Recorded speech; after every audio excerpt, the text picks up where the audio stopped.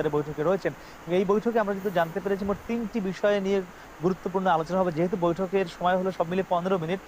একটি হলো ছাত্র জনতার গণ-অভ্যুত্থান এবং সেখানে হতাহতের বিষয়টি এবং সেখানে আম তৎকালীন যারা ক্ষমতায় ছিল এবং আইনশৃঙ্খলা বাহিনীর যে দমন-পীড়ন ছিল সেটি আসবে। এছাড়া গত ১৫-১৬ বছরের যে আওয়ামী লীগ সরকারের যে দুঃশাসন এবং দুর্নীতি এবং সেখানে যে সাধারণ মানুষের উপর নানানভাবে জুলুম নির্যাতন সেটি আসবে। আর এর চেয়ে আরো সবচেয়ে যেটি গুরুত্ব পাবে সেটি হলো বাণিজ্যিক বিষয়টি, অর্থনৈতিক বিষয়টি। তো বাংলাদেশে যাতে বাংলাদেশের যে জিএসপি সুবিধা বাতিল করা হয়েছিল গত কর্তৃত্ববাদী সরকারের নানান দুঃশাসনের কারণে সেই জিএসপি সুবিধা যাতে আবার ফেরত দেওয়া হয় যুক্তরাষ্ট্র সরকারের মাধ্যমে সেটিও ডক্টর ইউনূস কিন্তু জোরালোভাবে এই বৈঠকে তুলে ধরবেন বলে আমরা জানতে পেরেছি।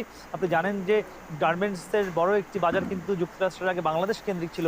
সেটি কিন্তু এখন এই জিএসপি সুবিধা সহ নানান সংকটের কারণে ভারতের দিকে চলে গিয়েছে। তো বাংলাদেশ সরকার নতুন করে চাইবে